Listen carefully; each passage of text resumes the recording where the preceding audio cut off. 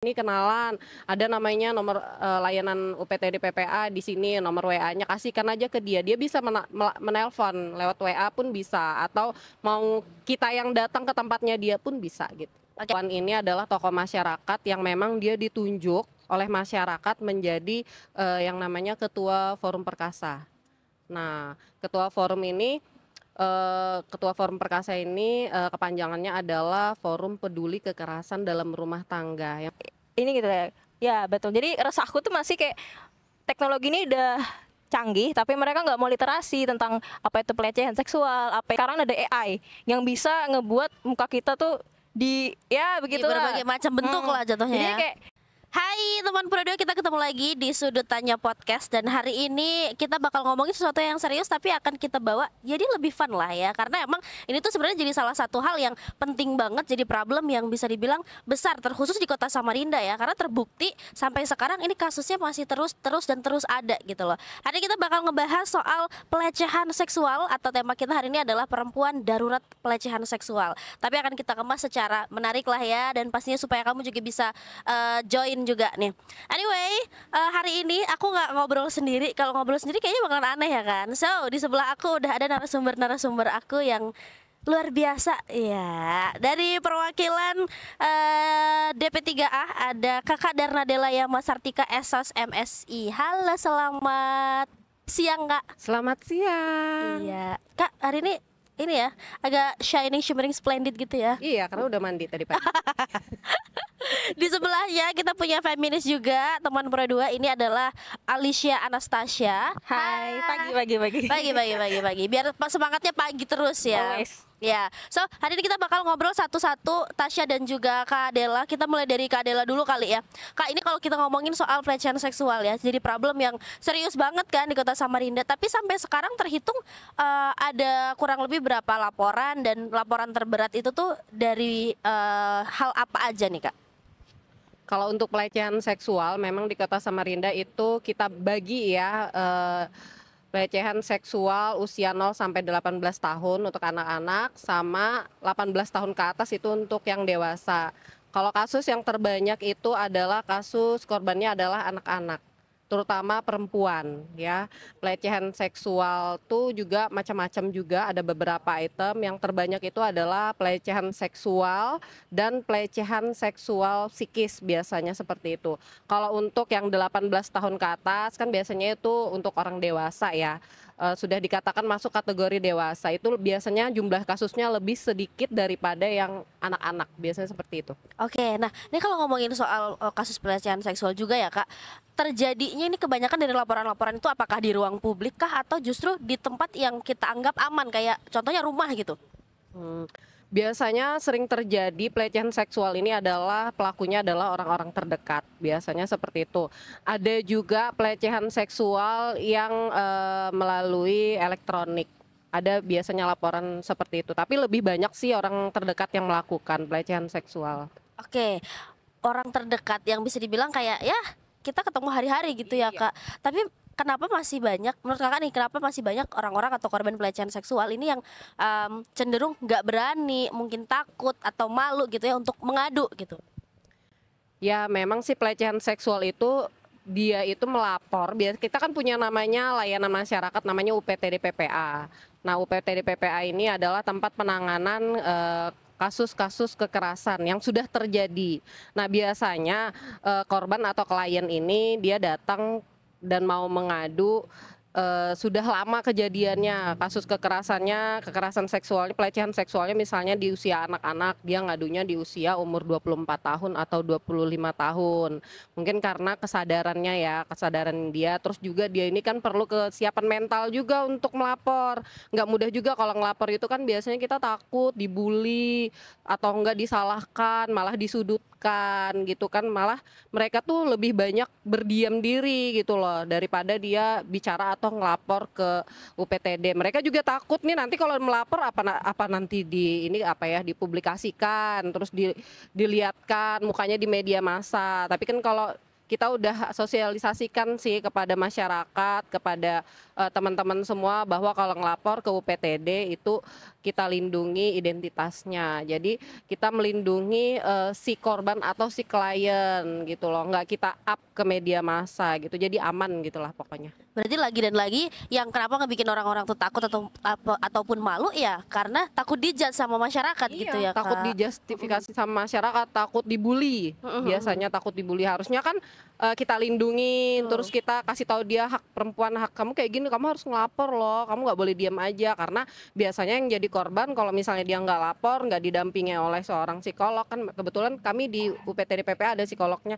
Kalau nggak didampingi terus kita memendam, lama-lama kan akan menjadi apa ya, kayak bom waktu gitu kan. Terus lama-lama yang tadinya korban bisa jadi pelaku, biasanya seperti itu sih. Oke, nah tadi kan sempat disinggung juga tuh Kak dari mungkin dapat perlakuan kurang menyenangkannya itu di usia 18 tahun, tapi Iya, baru biasa kan mengalami sekian anak-anak, tahun iya. gitu ya. Nah ini kan jadi satu stigma juga ya di lingkungan masyarakat yang akhirnya ngebikin kenapa perempuan-perempuan atau korban-korban itu tuh nggak mau ngelapor.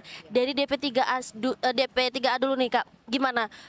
Ada effort kah atau kayak ada treatment tersendiri kah untuk mengedukasi masyarakat gitu? Memang kita ada program nih ya, program kita yaitu kita melakukan sosialisasi di 59 kelurahan, 10 kecamatan. Juga kita diundang juga di dalam program pemberdayaan masyarakat, Probebaya itu kita diundang jadi narasumber. Kita mengedukasi masyarakat bahwa masyarakat ini harus menjadi 2P, pelopor dan pelapor. Nah, pelopor dan pelapor ini dia pelopor anti kekerasan tuh yang seperti apa? Yang pertama dia menjadi pelindung ya ketika dia menemukan kasus, entah keluarganya, sanak saudara, orang-orang terdekat, dia harus melindungi. Pertama nih menemukan kasus, biasanya kan kita sedih, nggak mau bicara yang jadi korban. Pertama ya harus dipeluk dulu, ditanya pelan-pelan dan sebagainya.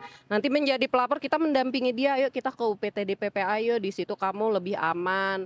Terus kamu juga identitasmu nggak bakalan disebarkan ke orang lain, nggak disebarkan ke media massa. Terus kamu juga nanti dimediasi seperti apa gitu kan, penjangkauan dan sebagainya. Jadi dia merasa lebih tenang, nggak yang selalu biasanya kalau orang jadi korban, kenapa kamu kayak gini gitu ya, kalau kamu sih yang salah, nah, kayak gitu kan, merasa nggak enak kan kita kalau dibilang kayak gitu kan. Nah ini kita edukasi mereka gitu loh, harus melapor kemana gitu kalau terjadi kasus. Oke, tapi pernah nggak sih Kak ada laporan kayak mungkin dari orang sekitar, let's say nih aku punya tetangga yang ternyata dia adalah korban pelecehan seksual gitu, terus aku ngadu ke kakak, Kak aku tuh kayaknya punya tetangga nih yang begini, itu bisa nggak sih Kak sebenarnya? Bisa. Tapi artinya yang melaporkan ini harus ngedampingi sampai kasusnya selesai kah atau gimana? Yang misalnya kayak tadi, misalnya Kak siapa nih namanya, Sulis. Kak Sulis gitu kan, ketemu tetangga ada terindikasi kasus korban gitu kan. Tahu sudah ada layanan UPTD PPA, ya antarkan aja ke sana kalau berbaik hati ya, menjadi pelopor yang baik gitu ya kan. Kalau memang nggak bisa, bantulah dia, kasih nomor telepon, ini loh aku punya ini kenalan, ada namanya nomor layanan UPTD PPA di sini, nomor WA-nya kasihkan aja ke dia, dia bisa menelpon lewat WA pun bisa, atau mau kita yang datang ke tempatnya dia pun bisa gitu. Oke, artinya memang tapi harus mau harus ada kemauan dulu dari Iya, si korban ini keberanian tadi untuk ya. melapor gitu. Nah ini Kak, jadi satu PR yang besar juga nggak sih Kak untuk kita semua untuk mengedukasi mereka, dan menurut Kakak apa yang paling ampuh lah ya buat mengedukasi kalau sebenarnya jadi korban itu tuh bukan salah si korban dan itu hak mereka untuk melapor dan cari keadilan gitu.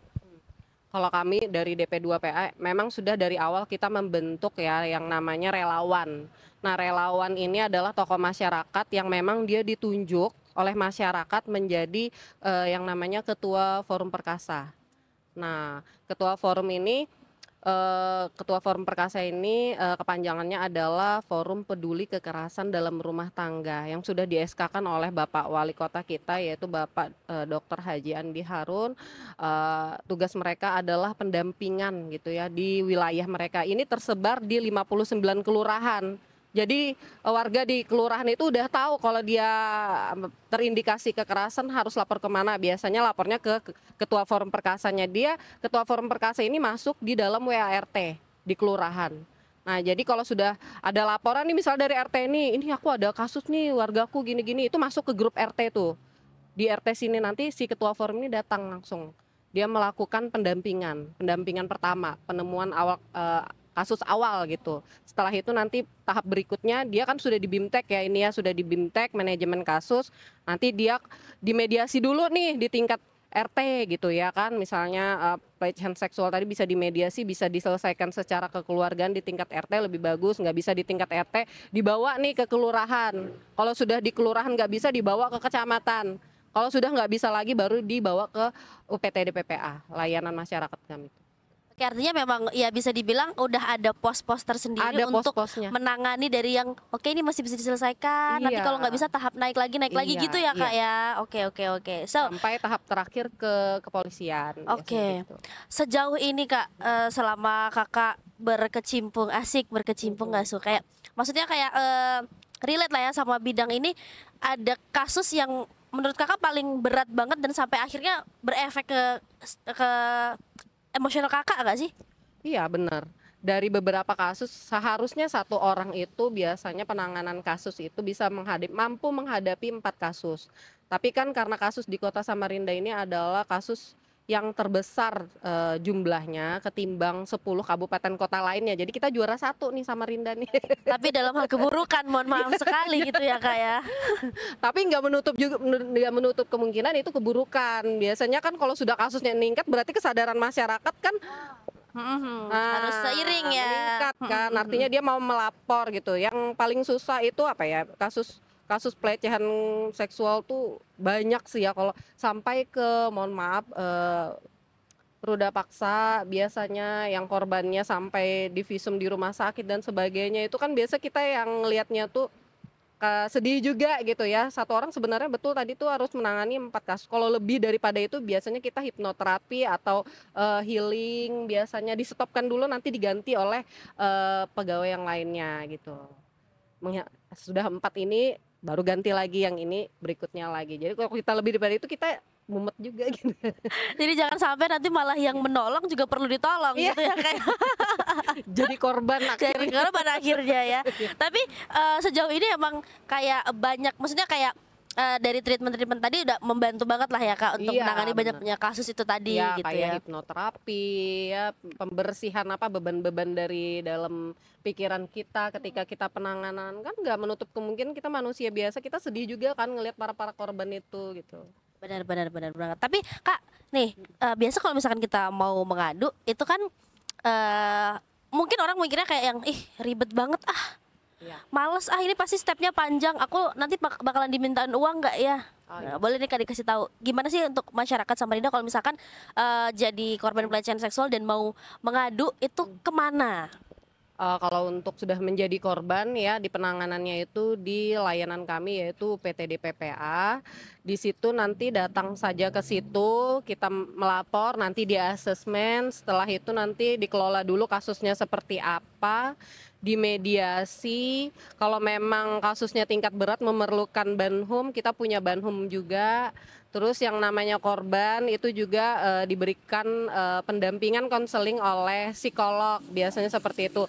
Dan itu bebas biaya atau gratis gitu ya, gratis khusus warga Kota Samarinda gitu ya. Jadi ini memang sarana prasarana yang disiapkan oleh pemerintah Kota Samarinda untuk warga Kota Samarinda yang menjadi korban kekerasan. Jadi emang bebas fee, bebas biaya Iya. ya teman Pro 2. Mungkin kalau misalkan kamu jadi salah satu orang yang memerlukan bantuan, silahkan aja hubungi Gratis, kontak gitu ya. Kak Dela di bawah ini. Oke. Tapi serius nih teman Pro 2, kalau misalkan kamu memang perlu bantuan silahkan datang aja ke DP2PA. Ya, Silahkan. atau UPTD Atau PPA. UPTD PPA. Alamatnya di Di? Jalan Bayangkara di belakang kantor Polsek Kota. Jalan Bayangkara di belakang kantor Polsek Samarinda, teman Pro 2 ya. Kamu langsung aja ke sana, insya Allah akan dibantu sejelas-jelasnya, seclear-clearnya, supaya kamu juga nggak akan ada yang ditahan-tahan lagi, ditumpuk-tumpuk lagi, karena nanti kata Kak Dela kalau misalkan ditumpuk jadi bom waktu tadi ya Kak. Ya kan. Takut itu Samarinda meledak. Iya, mau Allah. cerita sama orang tua takut, Benar, ya kan? Mau cerita sama temen juga takut Takut, gitu ya. serba banyak ketakutan. Tapi Malu. kalau misalkan kamu mau cerita, tenang aja, rahasianya bakal dijamin, Terjamin. terjamin pokoknya nih teman Prada. Anyway Kak Dela, sebelum kita lanjut lagi, ini ngobrol juga sama Tasya, aku mau ngajakin Kak Tasya dan Kak Dela untuk main games. Kok gak excited? Siapa yang excited sendirian ya? Yeay. Ya udah, ulang lagi. Kita mau main games. Yeay. Aku suka deh kayak gini. So, hari ini kita bakal ngomong main gamenya adalah game cepet-cepetan jawab benar atau salah. Akan ada beberapa statement dari aku. Nanti Tasya dan juga Kak Dela silahkan tinggal benar atau salah. Benar, salah gitu aja. Oke, pakai bel nggak nih? Bel masing-masing. Yang satu krik, yang satu. Oke, kita masuk ke statement yang pertama. Korban pelecehan seksual jarang melapor karena merasa malu dan takut disalahkan. Benar. Tapi gak apa-apa, bener jawabnya. Bener. Oh ya, bener ya berarti ya. Karena tadi udah kita omongin nih, banyak stigma di masyarakat kita yang ya bilang kalau korban itu selalu malah disudutkan gitu ya teman berdua. Statement yang kedua, pelecehan seksual hanya bisa terjadi pada perempuan dewasa. Salah. Buktinya terjadinya di Anak-anak. anak-anak juga, bahkan semua usia bisa ya Kak ya. Bahkan semua. Tapi aku jadi keinget sesuatu deh Kak. Kan ini biasanya nih, hari ini kita topiknya adalah perempuan gitu ya. Tapi apakah kemungkinannya atau berapa persentase dia untuk perempuan justru menjadi pelaku juga gitu? Pelaku kekerasan. Mm-mm. Ya ada juga laki-laki yang melapor ke layanan kami. Ada juga. So, itu bukan tentang gender ya teman Iya. Prada. Jadi bahkan perempuan ataupun laki-laki juga tetap ada di posisi darurat gitu ya Iya, Kak ya. betul. Oke, tidak menutup kemungkinan. So sebelum kamu menjadi pelaku kayaknya harus dibersihkan dulu ya. Ruka dulu deh. Oke. Kita ke statement selanjutnya Kak. Pelaku pelecehan seksual tidak selalu orang asing, bisa orang dekat bahkan keluarga sendiri. Benar. Benar. Oke, next statement. Pelecehan seksual hanya berdampak pada korban secara fisik, tidak mempengaruhi mental. Salah. Justru malah sebaliknya nggak sih Kak? Ya kan? Pengaruhi mental. Bener. Tapi kalau dari Kak Dela sendiri sejauh ini kayak ada nggak sih kayak yang dia tuh benar-benar, wih susah banget untuk dikembalikan mentalnya karena udah terpengaruh banget tuh Kak? Korban-korban kekerasan seksual itu rata-rata yang susah nih ya, yang susah menurut laporan dari UPT DPPA itu, yang susah untuk mengembalikan mentalnya itu ketika dia sudah di up gitu ya, sudah di up ke publik, Oh, yang kayak kasus-kasus viral Oh, gitu, oke. kan mukanya udah kelihatan di publik, dia ngerasa kayak malu ya, udah mukaku udah di sini, aku nggak mau lagi deh sekolah di sini, aku nggak mau lagi katanya tinggal di sini gitu. Itu mengembalikannya untuk ke posisi semula, memperbaiki mentalnya tuh berat ya kalau ini dari psikolog, perlu waktu lama biasanya gitu. Dan itu kira-kira kayak nggak bisa ditentuin ya Kak, setiap individu apakah sekian bulan gitu. Iya, tergantung masing-masing klien biasanya. Oke, tapi tenang, Traumanya dari seberapa besar gitu. dari UPTD tetap menemani sampai kasusnya clear. Pendampingan, iya, sampai Pendampingan kasus. terus ya. Iya. Oke, kita move ke statement terakhir. Perempuan yang berpakaian tertutup tidak mungkin jadi korban pelecehan seksual. Salah. Salah. Dari kasus-kasus yang ada malah Malah banyak yang banget ya, Kak. tertutup juga ada Justru juga. ikut-ikutan ya. Kita selalu disudutkan sebagai seorang perempuan. Kita nangis yuk Kak.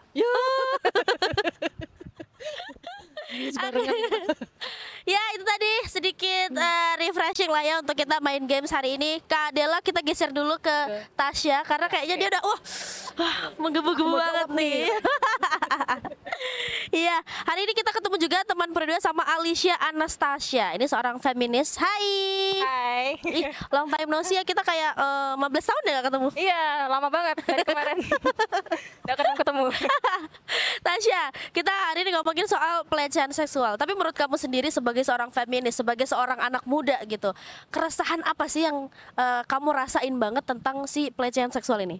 Banyak sebenarnya, dan ini tuh baru aja terjadi sebenarnya. Jadi kayak ada kasus catcalling sih lebih tepatnya, kayak gede tuh gitu. Jadi kayak masih resah karena biasanya ini ya bukan cuma laki-laki tapi perempuan juga kadang tuh melecehkan sesamanya, kayak itu gede itunya gini kan rasanya kayak nggak ini gitu ya.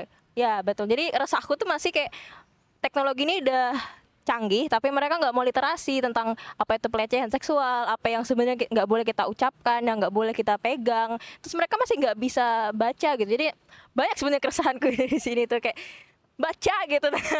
Jadi ya itulah, dan itu pun terjadi di sekitarku, teman dekatku yang terkena. Jadi kayak kadang tuh kayak emosi banget nih pengen mukul tapi kayak sabar gitu, tapi tetap aja nggak bisa nggak bisa dikasih tahu kan mereka. Jadi kayak jadi banyak banget resah. Dan juga kadang tuh bukan cuma langsung ya, ruang digital juga kadang mendukung pelecehan seksual itu terjadi gitu. Kayak misalnya kalau cowok tuh kadang jorok ya, kayak itu secara tidak langsung itu udah pelecehan, karena kayak ngapain nggak komen kayak gitu gitu. Komen itu yang baik-baik aja gitu. Jadi kayak gitu. Jadi kayak kadang tuh ya keresahanku ya banyak sebenarnya, tapi itu salah satunya gitu di ruang digital dan sekitarku gitu. Oke, dari banyaknya case yang udah kamu mungkin dengar, kamu temuin gitu kan ya, kamu sebagai seorang pemuda, gimana sih caranya tuh kayak yang mungkin mengedukasi sesama temen dulu kali ya, atau mungkin ada case terus kamu kayak gregetan banget kayak Mas bisa ngasih diam gitu? Ini berdasarkan kisah nyata. Waktu aku SMA ada kasus teman dekatku, keluarga aku juga, dan ya benar katanya bahwa ketika korban sudah di-up, korban akan merasa sangat malu, dan dia tuh nggak mau lagi tampil di ruang publik. Bahkan ini maaf ya banget, outputnya jadi dia suka self harm, kayak nyaleknya gini, jadi karena dia merasa kayak udah kotor dan jijik gitu. Dan orang-orang di sekitar pun nggak mendukung dia, yang dukung tuh cuman aku sama guruku dua. Jadi orang-orang bilang, loh kamu gitu kan kok mau, berarti kamu itu dong pengen digitukan. Padahal dia tuh secara nggak sadar, dia tuh nggak sadar gitu. Nah dikasih obat, terus kayak akhirnya dia merasa orang-orang kayak enggak, kamu salah, kamu kok mau digituin. Jadi kayak aku tuh juga kena gitu mental, karena ngeliat postingannya suka self harm tuh jadi kena juga. Jadi kayak bilang yang sabar, tapi juga nggak bisa sih. Dia akhirnya ke psikolog kan, dia kena anxiety, dan berapa bulan nggak sekolah, akhirnya dia pindah sekolah. Jadi kayak benar-benar kayak oh my god, kena banget. Dan akhirnya pas aku kuliah pun juga ada teman dekatku, dan ini benar-benar kayak langsung aku kasih tahu kayak tapi gitu ya. Kadang tuh temanku juga ada sih, langsung ku bicarakan kayak kamu nggak boleh kayak gitu-gitu karena ini gini-gini. Dia akhirnya oh iya gitu. Bahkan tapi bersyukur ya kalau cowok-cowok di sekitarku nih baik-baik aja gitu. Jadi kayak mereka pun mau menegur sesamanya yang ngomongnya tuh aneh, terus juga suka taci megang-megang gitu. Jadi kayak ya bersyukur. Tapi menurut kamu susah gak sih untuk kayak mengedukasi sesama anak muda? Karena kan kayak ya aku sadar lah ya, kayak anak muda sekarang terpapar informasinya udah banyak gitu loh. Kayak apakah dengan terpaparnya banyak informasi tadi jadi gampang diedukasi mereka? Tergantung ininya apa ya, tergantung algoritma mereka sih, karena itu juga tergantung sama keluarganya gitu. Karena kadang ada yang keluarga yang menormalisirkan bercandaan yang kayak gitu-gitu gitu, yang akhirnya yang gak apa-apa megang kayak gini-gini kan, itu bisa di keluarga. Untung kalau di keluarga aku yang negur adikku gitu, gak boleh gitu. Jadi memang susah karena tergantung bahwa mereka tuh mau belajar atau enggak, karena pola pikir kan dibentuk dari keluarga. Kalau keluarga yang enggak baik ya outputnya juga nggak baik sama anaknya, jadi susah.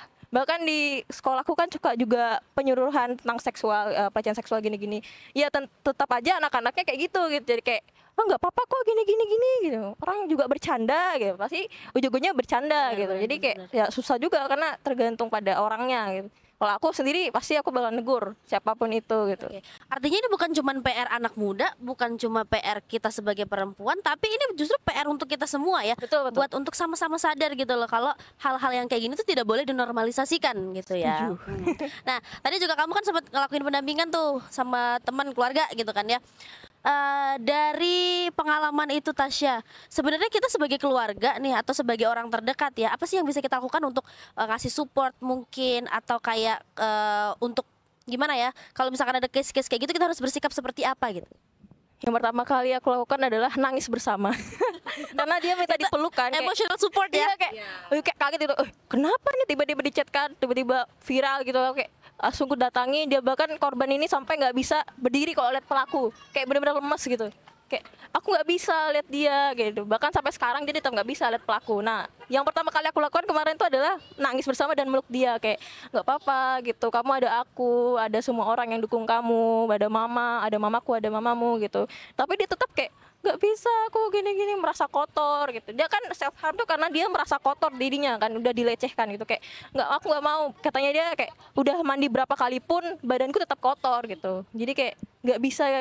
Jadi akhirnya aku kayak nggak apa-apa ada aku, bahkan sampai dia kuliah nih aku tetap monitoring kayak, kamu gimana kuliahmu gitu, ada kayak yang gini-gini, nggak cek, nggak apa-apa gitu, nanti kalau ada apa-apa bilang ya gitu. Aku benar-benar protektif gitu, karena kayak benar-benar orang ini tuh, bahkan ini ya pelakunya ini dulu dia ini nyuap biar si korban ini diam, nyuap gitu, dan sampai di penjara pun cuman apa ya katanya di penjara dia tuh juga bayar biar dia cepat keluar. Jadi kayak bahkan pelakunya ini sampai sekarang dimaafin sama teman-teman karena kayak teman-temannya begini, dia lo udah berubah, udah udah dermawan, suka nyumbangin gini, tetap nggak bisa apa ya, dia tuh pelaku tetap gitu. Nah, nggak, walaupun dia udah dermawan gini-gini, tapi dia udah memperkosa anak orang gitu. Jadi kayak ya gitulah. Jadi aku selalu ini sih protektif ke teman-temanku yang udah pernah jadi korban gitu. Oke, artinya kita kalau sebagai orang terdekat gitu kan ya, atau sebagai keluarga harus tetap ngasih emotional support itu tadi. Betul. Ya. Oke. Nah, Tasya, menurut kamu sebagai anak muda yang hidupnya dekat sama Samarinda gitu kan ya, dari peran pemerintah sendiri gimana? Apakah udah terasakah atau mungkin ada hal-hal yang perlu diperbaiki nih langsung nih sama beliau nih semua nih? Menurutku sudah bagus loh programnya, karena aku juga baru tahu, wah ada ini ternyata. Karena kayak betul sih katanya, kalau walaupun Samarinda nih jadi kota yang pertama yang banyak kasus pelecehan, berarti rakyatnya udah peduli dong, karena mereka udah mau nih melaporkan, udah sadar. Jadi bagus, terima kasih. Gimana yang kadang tuh yang jadi kesanku ya pasti di bidang pendidikan gitu, kayak gimana sex education. Kadang orang mikir kayak sex education tuh pasti tentang yang gitu-gitu.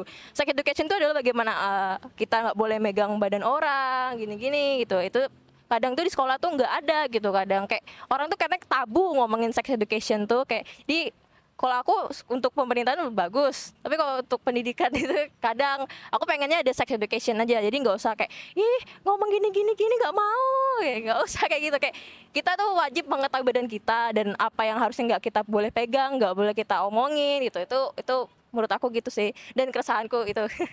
Oke, harapannya benar-benar setelah obrolan ini kayaknya harus kita sampaikan, kita share link banyak-banyak ya. Gas.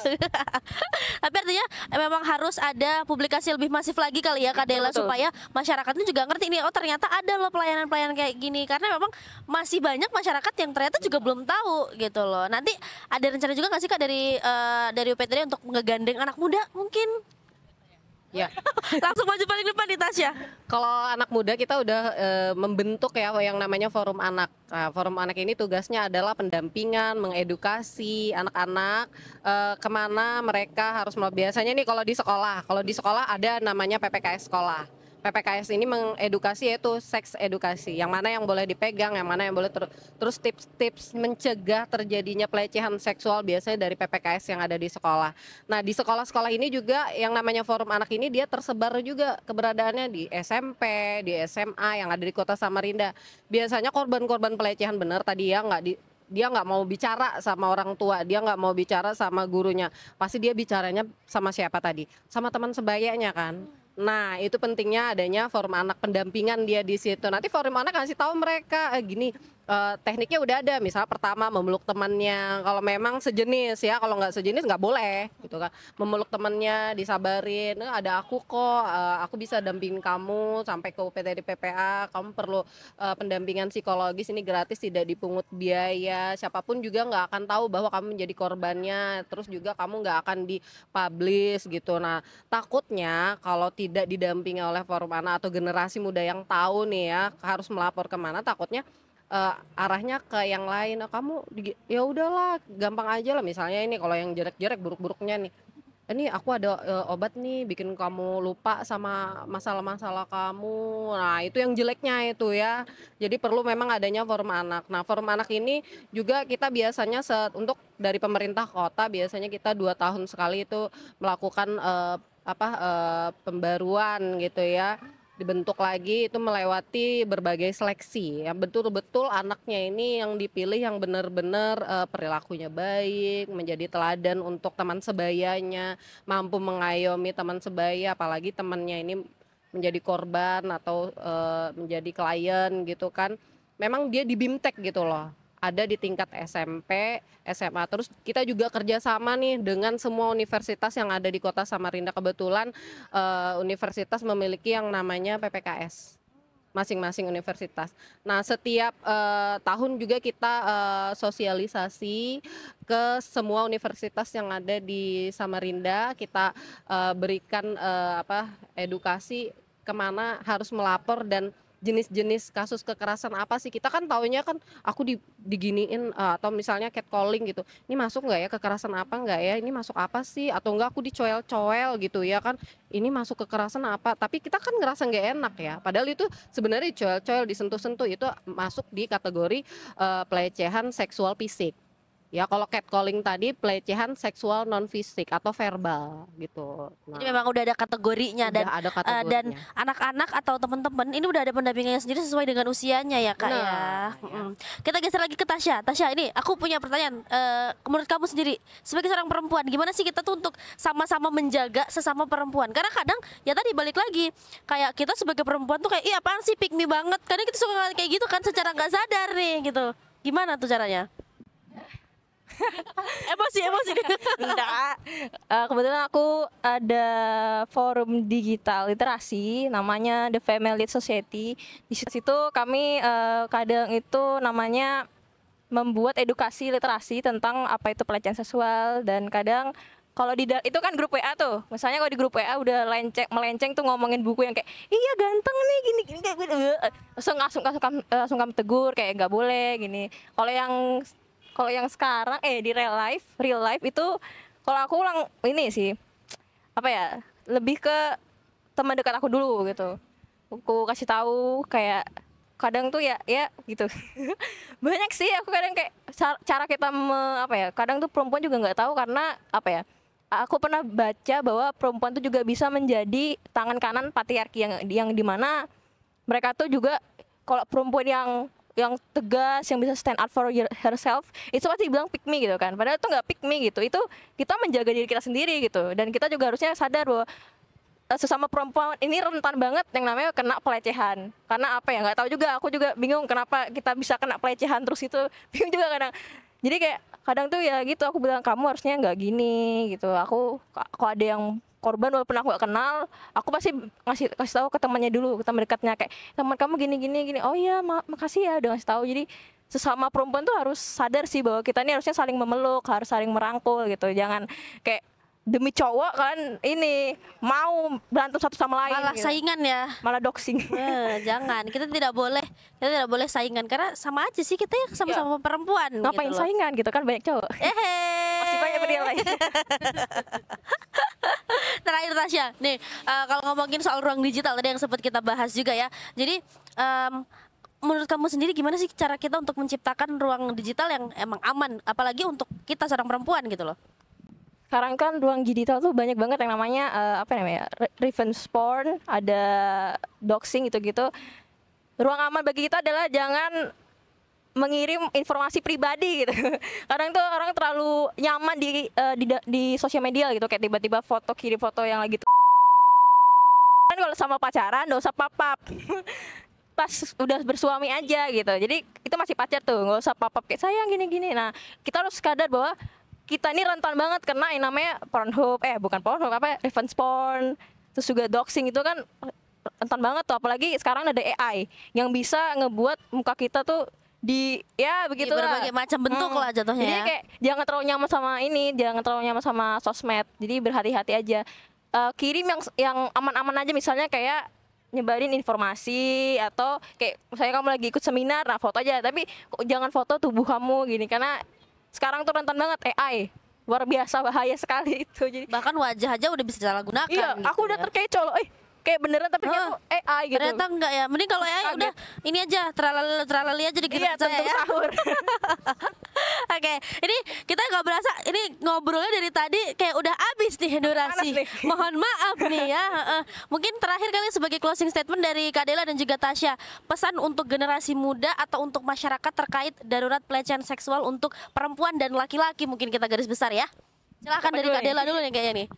Kalau untuk kami dari pemerintah Kota Samarinda menyarankan kepada teman-teman semua apabila terindikasi kasus kekerasan pelecehan seksual harap menjadi 2P, pelopor dan pelapor. Jangan takut untuk teman-teman melaporkan kasus yang dialami ke layanan kami di UPTD PPA dengan nomor telepon. Dicatat, catat. 0812 5848 7885. Itu nomor Pro 2 tapi. Bukan ya teman Pro 2. Bukan. Bukan contekan dulu nih Kak Dela nih. Ya langsung aja di UPTD PPA dengan nomor WA 0823 2442 1313 atau di call center kami di 112. Ada akun Instagram nggak sih Kak? Terjaga, ya? Ada akun Instagram gitu nggak sih? Ada di UPTD PPA sama. Nah, di UPTD PPA karena sekarang kayaknya anak-anak muda tuh lebih ke media sosial gitu ada ya. juga di Dinas Pemberdayaan Perempuan dan Perlindungan Anak Kota Samarinda nama Oke, IG-nya. lengkap semuanya ya Kak. Lengkap ya. Jadi alamatnya di Jalan Bayangkara nomor 4 Komplek Polsek Kota Samarinda. Di situ ada UPTD PPA. Oke, tadi terakhir belum kasih pesan untuk masyarakat nih Kak. Ya. Terakhir closing statementnya. Jangan takut untuk menjadi pelopor dan pelapor atau 2P ya. Laporkan apabila teman-teman semua ada indikasi kekerasan, gratis, tidak dipungut biaya, free ya. Dan didukung sampai masalahnya selesai mudah-mudahan. Amin. Kalau dari Tasya silakan gimana closing statementnya nih? Untuk korban gitu bahwa kamu tuh nggak salah gitu, bahwa kamu nggak salah, kamu nggak usah takut untuk lapor karena yang salah adalah pelaku gitu. Dan untuk kita semua warga masyarakat, literasi digital bahwa pelecehan seksual itu bisa terjadi di laki-laki, perempuan, anak kecil sampai lansia pun ada. Jadi kita harus saling menjaga, saling merangkul dan jadi 2P. Pelapor dan pelopor. Pelopor dan pelapor. Nah, asik. Ya, Hari ini kita udah ngobrol dan alhamdulillah ya meskipun hari dagingnya banyak loh ya. Iya, Banyak loh, berdaging banget nih kita. Harapannya sih mudah-mudahan masyarakat Kota Samarinda makin aware lagi, makin sadar lagi dengan kedaruratan pelecehan seksual untuk laki-laki dan juga perempuan ini teman Pro 2. Amit-amit kayaknya kita harus ketok meja dulu, mudah-mudahan kita tidak jadi salah satu pelakunya ya. Kalau pelopornya boleh kali ya kita Boleh. dampingin teman-teman kita rangkul mereka-mereka yang mungkin menjadi korban ini tadi. So, itu tadi edisi Sudut Tanya Podcast hari ini teman Pro 2. Kita akan ketemu lagi di podcast-podcast lainnya di dengan narasumber yang juga nggak kalah kece lainnya. So, terima kasih Kak Dela hari ini udah berkenan diganggu waktunya. Terima kasih juga Tasya. Sama-sama. Kita akan ketemu lagi nanti mungkin di durasi yang lebih lama. Ya. Katanya Kak Dela tadi ngajakin camping seminggu. Oh iya. Ya. Jangan seminggu, 1 bulan. dia. Wow, lama sekali. Baik. Ya udah kalau gitu teman Pro 2, thank you dan tungguin Sudut Tanya Podcast edisi lainnya. Bye bye. Bye.